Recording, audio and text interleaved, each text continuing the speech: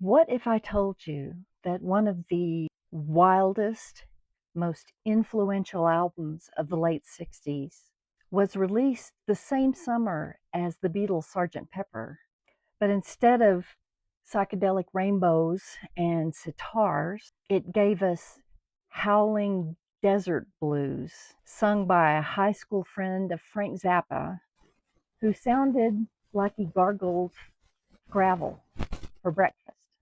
I'm talking about Captain Beefheart and the Magic Band.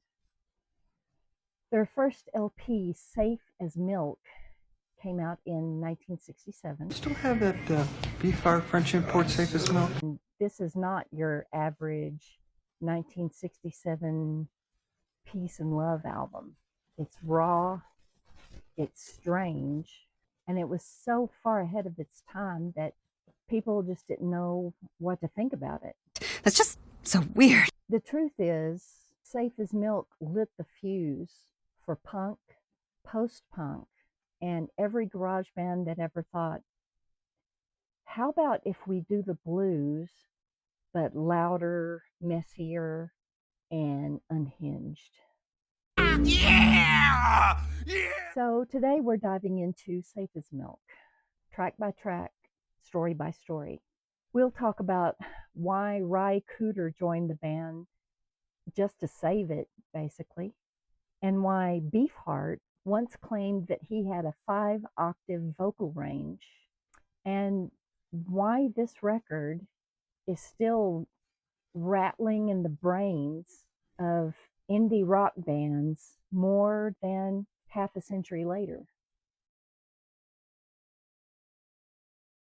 Let's rewind.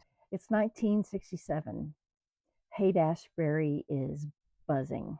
The Beatles just dropped Sgt. Pepper, and Captain Beefheart, whose real name is Don Van Vliet, or Don Glenn Vliet, actually, is dragging his Magic Band into an LA studio with money from Buddha Records in his pocket and a head full of ideas that were way too big for the room. The lineup was small but mighty. Alex St. Clair Snouffer was on guitar. Jerry Handley was on bass. John French, also known as Drumbo, was the drummer. And 20-year-old Ry Cooder was on slide guitar. Together, they were supposed to be a blues rock band. Instead, they became something stranger.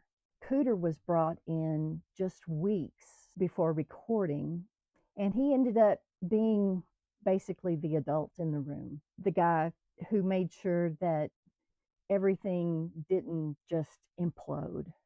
Beefheart even admitted later, quote, Ry was the one that held the thing together. Ry Cooder himself described Captain Beefheart as brilliant but unpredictable, saying that it was like working for a guy who could tell you to do anything at any time, and you'd probably just better do it. Beefheart was known for being very controlling with his band members, often making them live in the same house together and practice 14 hours a day. So what did all this madness produce? Let's get into the songs. Track one is Sure Enough and Yes I Do. This is a blues stomp straight out of the Mississippi Delta, except kind of turned inside out. Beefheart's vocals are basically Howlin' Wolf through a megaphone. Ry Cooder's slide guitar slices through everything. Jerry Handley's bass is thick and driving, and Drumbo's drums keep it steady enough so that it doesn't derail. Then you get Zigzag Wanderer. Imagine garage rock, gospel, and a jug band all mixed together. The title screams psychedelic, but the music is sweaty and swampy and loud. The whole track feels like it's on the verge of exploding. Call on Me is almost pop, but not quite. Beefheart's voice wouldn't allow that. He once said, if you want to be a different fish, you got to jump out of school. And that's exactly what's happening. Songs that flirt with normal, but then twist away. By the time you get to Dropout Boogie, you realize that this ain't background music. It's abrasive, jerky, and is basically the skeleton of what later bands like The Fall and Per Ubu would do. I'm Glad is the curveball. It's a soul ballad, except Beefheart sings like a man possessed by Otis Redding and Tom Waits at the same time. Some fans think it's the worst track. Others swear it's genius. Either way, it proves that Beefheart could shift gears without warning. On side 2, you've got Electricity. This is where things go full avant-garde. There's a theremin, the rhythm's lopsided. Beefheart's voice makes the studio mic go into the red. The producer at the time tried to stop him, but Beefheart said, "Man, my voice can't be stopped." This pretty much sums up his career. Too loud, too raw, and absolutely uncontrollable. Then there's Yellow Brick Road. It's got sort of a twisted nursery rhyme feel, like singing blues into a funhouse mirror. You can hear the DNA of Tom Waits' later carnival tunes in this track. Abba Zaba sounds positively funky.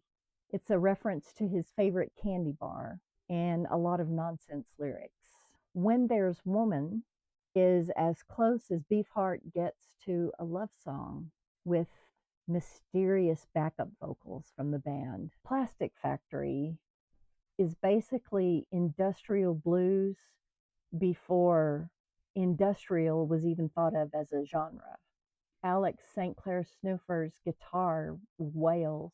The drums are pounding, and the whole thing just smells like a factory at full production. Bands like Per Ubu and even early Devo owe something to this track. Closing out the original LP is Grown So Ugly and Autumn's Child. First is Beefheart going full swamp rock with a voice so shredded it sounds like he's tearing his throat out. The last track is sort of a psychedelic fever dream that could almost pass for normal 1967 rock until Beefheart's delivery kicks in and reminds you that nothing in this album is normal. Here was the problem with Safe as Milk. No one knew what to do with it. I don't know what this is. It was too weird for the mainstream and too polished for the freak scene. Critics didn't get it. Sales tanked.